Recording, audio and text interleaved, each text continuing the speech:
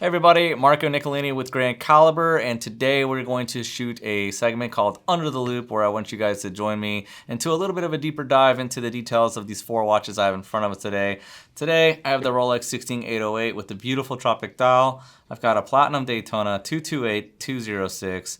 I've got a Lange Söhne, sorry if I say this wrong, but it's Lange Söhne 1815 Rattrapante split second chronograph. And finally, I've got the 26238 Ti Offshore in a beautiful green dial and a green strap. So with that being said, let's dive right in. The very first watch we're going to talk about is probably one of the most unique Rolexes I've had in my hands in quite some time. It is very, very interesting, very basic, but yet gorgeous. It is a 16808 tropical dial. So what's really cool about this is it looks champagne from the camera here, and it actually is more of a champagne bronze color. The 16808 is already like a crazy watch, solid gold sub that's a transitional piece from the 1680 in gold, which is the very first Rolex to be introduced in gold, which was evolved into the 16808. Some changes were made with that watch. They've upgraded the case to be a little bit more slimmer. It's got a different bezel with the new mechanism, which allows the bezel to be rotated 120 clicks so you can precisely time dives, and it does not allow the bezel to go both ways,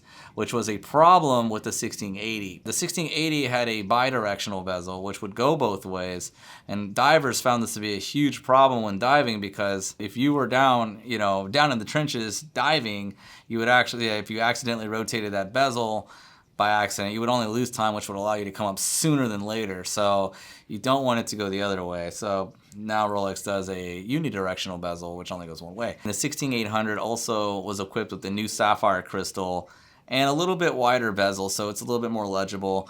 Quite some changes that honestly today are used all the way up until like the late 90s, early 2000s, until they evolved finally into the ceramic model, which just saw lots of changes. So this particular watch is interesting because it started life as a blue dial, and then the dial actually would have turned purple to brown to now finally bronze. So this dial has just evolved quite a bit, and it's kind of crazy because once they go kind of champagne bronze, you kind of start losing sight of the text. From here, it probably just looks like a plain champagne dial with no writing, but if you look closely, it's there.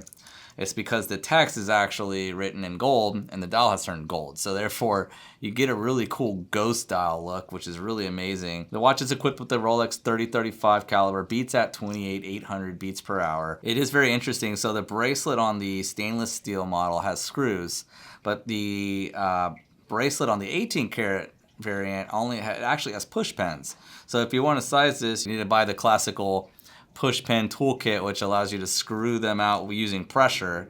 And then there's actually little sleeves in there that kind of create the tension so the pen can go in there and hold itself together inside the link so it doesn't just fall out one side. So that will leave you with the 16808. It is, again, this is a 1983 model. I bought it for myself, so I'll be personally wearing this watch for a little while until I decide to move on to something else. But it is so pretty and mesmerizing, I had to buy it. As you guys know, I had a 16808 blacked out complete, sold it, and used the funds to buy this. Because this, to me, screams vintage 80s Rolex galore. Like, this is just so cool. And what's really neat about this one specifically is when you're in different environments, the dial has a different personality. It is not the best looking dial in the world, meaning like there is some flaws with it. There's a little bit of wear and tear on the dial. There's some scratching here and there, but it's not to the point where it overcomes the dial, whereas I really truly feel like the beauty of the dial really overcomes its flaws, because at the end of the day, seeing the color change throughout the different lighting is just truly amazing. So out in the sun, it really turns like a sharp, strong bronze color, and inside, with office lighting, with white lighting, you get more of a champagne, almost like imagine a Datejust champagne dial. It kind of turns to that color. So it really changes a lot. And sometimes there's some really thick brown accents on cloudy days. Like today, it's cloudy, and when I was outside earlier, it just kind of looked more brown, which is really pretty. So I'm very pleased with the dial, very pleased overall with this specific watch.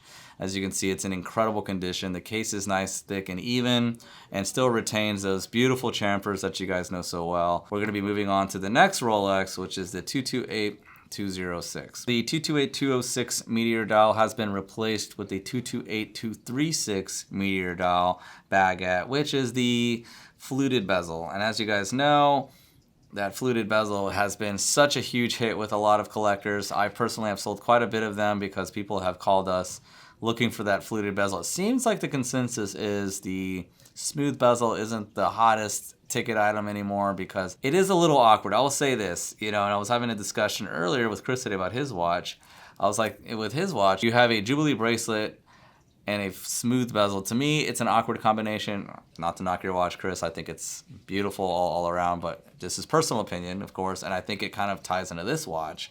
Having a smooth bezel, it's nice, but after having both of them on hand, I really think the fluted bezel is the way to go. It just really brings out the watch and brings out the lust that the platinum has to offer. Because when you see white gold, platinum together, you can honestly start seeing differences. There's almost like a different sheen to the watch. You have more brighter undertones with platinum than you do with gold.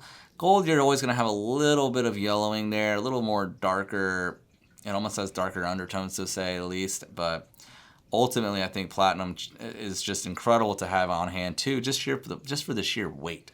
The weight you see with these watches is incredible, especially when they're full length. They just have a lot of weight. Each one of those links just kind of adds a little bit more feel to the watch. So, well, one funny thing I like to tell people is when you have a meteorite dial, you actually have a very vintage watch on your hand because the dial, in fact, is billions of years old.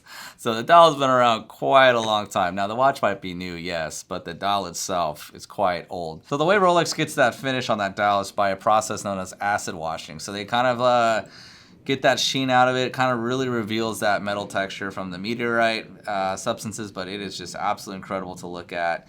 So what's really going to be unique about meteorite dial is not one dial is ever going to be like the other. It's always going to be a unique pattern. In fact, I've even had clients go as far as to sell their meteorite dials because they weren't happy with the finish and they were hunting for the perfect texture. So they like to see those deep slashes, those deep grooves, those crazy sheens that come off of these meteorite dials, because some of them have a very subtle flat reaction and others have a crazy pattern where it's almost just like there's texture everywhere. So it's kind of, in a sense, if the AD calls you, beggars can't be choosers. You just kind of have to say, yes, I'll take the meteorite, whatever it is they're going to call you for, and hopefully you're happy with the pattern, because it is really fun to try to get a client happy and satisfied when they have the pleasure of choosing that cut. And it's mostly guys that are buying the meteorite Pepsi. So that's the most interesting watch to work with clients on, because I have guys, oh, well, let me see the next one. Let me see the next one. Let's see what this cut looks like. I'm like, oh my God. So it happens from time to time, guys, but that is the 228-206 in a nutshell for you. Beautiful watch. Again, it is now replaced with the 228-236 fluted presidential. So go check it out on Rolex's website. It is available for purchase if you have a great relationship with an AD. So the very next watch we're going to discuss is a very, very, very cool watch. It is in fact the 26238 Ti Audemars Piguet Offshore. What makes this watch so unique is that this is the upgraded flyback chronograph movement with the clear back, so you get to see the back and front of this watch in a very clear way, which is just really cool. And the movements on these are just absolutely stunning. This particular one comes in green, and they also did something really cool with this watch that I thought was just very tasteful. They actually allow you to take off the strap with a quick release system that now allows you to switch straps on the fly. If you travel with multiple straps, you can just plug these babies right in and they're good to go. This isn't just your average chronograph.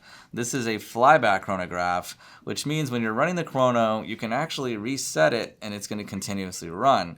So it just resets everything and flies back to where it started and runs. So you don't have to start, stop, reset, and start again. Mostly higher pedigree chronographs will have the flyback option, and it's a very complicated feature on an automatic movement. So kudos to this watch, but this is really cool. This is almost reminds me of like, it's a khaki green almost. It's a very flat, dark green, almost like a forest green. It's very pretty in person when you see this. And it's light. What I like about this watch is that it's titanium, but it looks like it's steel. So a lot of titanium watches have that titanium look, which is very dark.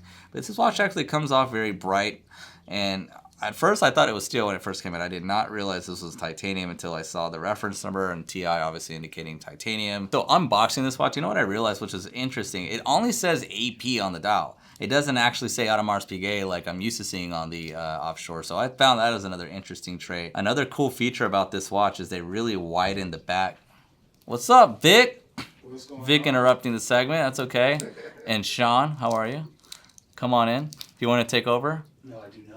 Oh. Okay, so this watch apparently has a nickname called Mega Tapisserie, which is, what does that actually mean? I don't even know what that means. But it means a large-scale waffle dial. Oh, is that what that means? Yeah, that tapisserie dial. Okay. It's just that waffly style dial. It just means that it has the large scale on it. So yeah, so apparently it's a large-scale waffle dial, Mega Tapisserie. Another thing they brought back with this model, and this is very interesting, I found it very interesting, is it actually utilizes the old-school rubber pushers and not the ceramic pushers, what you're used to seeing on the current lineup. So that is the 26238 Ti in a nutshell for you guys. I hope you guys enjoyed this watch. Let me know in the comments below what you think of this new AP. Final watch, and this is I saved the best for last on this piece. This is probably one of the most beautiful Lange Söhne I have ever seen in my life. And it is the 1850 Rattrapante in honey gold. Excuse me, it is not yellow gold. This is honey gold, which is a material that Lange reserves for their more special pieces, such as this. And at the time of the release, the 1850 Rattrapante chronograph split second was actually one of their thinnest models ever made in this caliber. The only watch they have out right now that is designated strictly a split second chronograph, so it doesn't have any other complications, it doesn't have a date feature, it doesn't have a moon phase or anything else like that. It's strictly a split second watch, which is a complication in itself that is incredible to see how it's done. And obviously this watch, being a clear back, has probably one of the most beautiful movements I've ever seen in a dress watch. And I can't begin to tell you how the presence this watch carries in person. If you ever have an opportunity to see one in person, take it up, because it'll be very mesmerizing. So the movement that this watch has is an L101.2 manual wind movement, of course, so you get to see all that beautiful workmanship under that crystal, and it is just absolutely incredible. It is just flawlessly designed. It kind of gives you Patek vibes and a FP Journe vibes all together. It kind of feels like two worlds met in the middle here in this watch. This is the true connoisseur's watch. This is something you buy when you know you want something special, with only 100 pieces ever made. This is absolutely a rare find. All 100 of these sold out when it launched, and it was a boutique edition only watch, so you could only buy it at the boutiques. This is not a watch that you're gonna find at a Tourneau or anywhere else that Lange may be present. This is a watch strictly for the boutiques, and they sold out fast. The lugs on this watch are very straight and angular, which is a very German-like thing. You know, when you see these lugs, they don't really give you smooth, contrasting lines. They give you very aggressive, angular lines, which is something that separates this watch from the Swiss manufacturers. Because when you look at a Patek of such sad nature, it would have very fine curves and very fine lines and very swooping features. But this watch, you could see the German DNA coming out in it, especially with the buckle and the lug. So that is going to be the 1815 Lange Söhne. I hope I said that right. Don't beat me up in the comments too bad about that. So as you saw, we saved the best for last. So the next thing I want to do is go over pricing and market value of each watch, and that will end our segment for today. The very first watch I showed you guys was the 16808 with the Tropic dial. On average, you'll find them with the black or blue dial. Typical range for those is about 28 to 35,000. But with a beautiful Tropic dial like this, it's probably going to be closer to about $40,000 to $45,000 in today's market. The discontinued 228206 current market price for this is around $85,000. Complete box papers for a 2022 plus. 26238 Ti. This AP is going to be roughly trading around $40,000 to $45,000, just depends on condition and some other aspects, making sure it's complete, the strap's in good shape. A brand new one's probably gonna run you closer to about $45,000, where a pre-owned one probably gonna be in the low 40s. And we have this one for sale on our website, feel free to check that out. And the last watch, Rattrapante 1815. It's very hard to price this watch because there's not a lot of data out there to support it. We kind of saw that Philips had theirs up for $245, so we're trying to be competitive with them. We have priced this beautiful piece at $220,000, and you can find it on the website for further details. If you're interested in any of these pieces you saw today, feel free to reach out, and don't forget to like, subscribe, and hit that bell.